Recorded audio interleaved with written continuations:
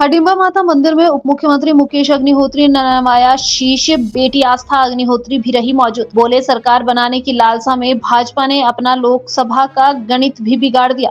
मुकेश अग्निहोत्री, सरकार गिराने में जयराम की अहम भूमिका, शॉर्टकट से सत्ता में होना चाहते थे, काबिज हुए एक्सपोज। हम विकास, कल्याण और गरीब की सेवा की राजनीति करेंगे। मनाली में मीडिया को संबोधित करते हुए बोले उप मुख्यमंत्री, टिकटों का घोषणा कर दी जाएगी और मंडी सीट पे तो टिकट की घोषणा हो चुकी है पार्लियामेंट की और विक्रमादित्य सिंह को चुनावी दंगल में उतारा गया है, जो हमारे पीडब्ल्यूडी मिनिस्टर हैं। और ये कांग्रेस की सीट है और उनकी माता श्रीमती प्रतिभा सिंह ने खाली की है। इस सीट को हम रिटेन करेंगे किसी भी कॉस्ट पे। सर किस तरह देख रहे सर, क्योंकि दूसरी तरफ सर भाजपा प्रत्याशी करना है तीसरे मैदान में यहाँ से उतरी, तो किस तरह देख रहे सर? कंगना जी को भारतीय जनता पार्टी ने चुनाव में उतारा है, लेकिन प्रदेश के विकास के लिए यहाँ पे एक सीरियस राजनेता की जरूरत है जो इस कॉन्स्टिट्यूंसी के विकास को देखे। और जितने भी फिल्म स्टार अभी तक राजनीति में आए हैं, उनका प्रयोग यही बताता है कि वो जो है या तो जल्दी ही फील्ड को छोड़ गए या उन्होंने विकास और कल्याण की राजनीति नहीं की। तो ये तो देवभूमि है और वीरभद्र सिंह जी की ये कर्मस्थली भी है। वो 6 दफ़ा मुख्यमंत्री रहे, 60 साल की उनकी राजनीति रही, केंद्र में मंत्री रहे, हिमाचल कांग्रेस के अध्यक्ष रहे और उन्होंने जो यहाँ पे बोया है उसकी कटाई जो है कांग्रेस पार्टी करती आई है और लोगों ने उसमें पूरा साथ दिया है।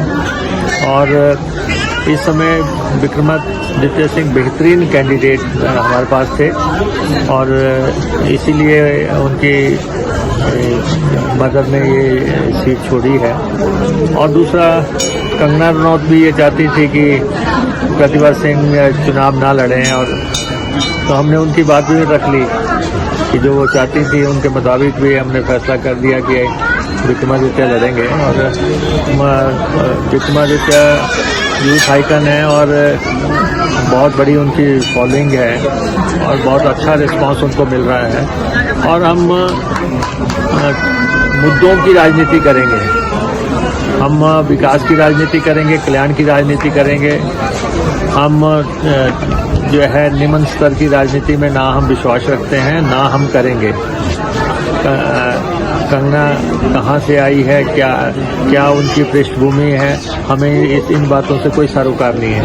हमें तो ये है कि ये जो हमारी सीट है मंडी, कुल्लू और इस बाकी ट्राइबल इलाका यहाँ पे आता है, इनके विकास के लिए क्या होना है।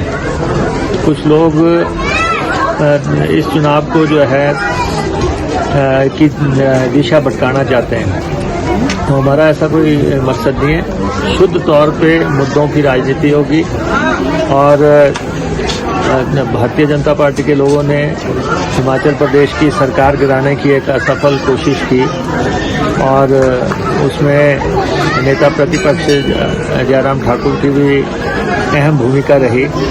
वो समय से पहले शॉर्टकट से जो है सत्ता पे काबिज होना चाहते थे, लेकिन नहीं हो पाए। हमने उनसे भी कहा है कि अब भारतीय जनता पार्टी प्रदेश में एक्सपोज हो गई है कि उन्होंने प्रदेश की सरकार गिराने के लिए साजिशें रची, षड्यंत्र किया। लेकिन सरकार हमारी न केवल बची है, लेकिन सरकार अब स्थिर है, स्थायी है, टिकाऊ है और ये सरकार लंबे अरसे तक चलेगी। क्योंकि आप देखते हैं कि हमारे पास इसमें 34 एमएलए हैं और बीजेपी के पास 25 एमएलए हैं। 9 का अंतर है। 9 के अंतर को किसी भी स्थिति में कोई भी चुनावी गणित जो है उसमें भारतीय जनता पार्टी की सरकार हिमाचल प्रदेश में नहीं बन सकती। और अगर 68 का भी हाउस होगा अगर ये 6 सीटों के चुनाव के बाद 68 के हाउस में भी हमें तो 1 सीट की जरूरत है, उनको 10 की चाहिए, 10 चाहिए। इलेक्शन अभी 6 पे हो रहे हैं, तो उनकी सरकार कहाँ से बन जाएगी? जो ये बार बार कहते हैं कि हम 4 जून को सरकार बना लेंगे, कोई सरकार की संभावना नहीं है। भारतीय जनता पार्टी के नेताओं को आराम से बैठ जाना चाहिए। और मैं तो ये कहूँगा, सरकार बनाने की लालसा में भाजपा ने अपना लोकसभा का गणित भी सारा खराब कर लिया और अब कांग्रेस पार्टी बहुत अच्छी फाइट में है, बहुत अच्छे नतीजे आएंगे। 2 कैंडिडेट हमने घोषित कर दिए, शिमला और मंडी के 2 कैंडिडेट हम इस नेक्स्ट वीक में हम घोषित कर देंगे। और उसके बाद जो हमारी 6 सीटें हैं जिन पे चुनाव हो रहा है,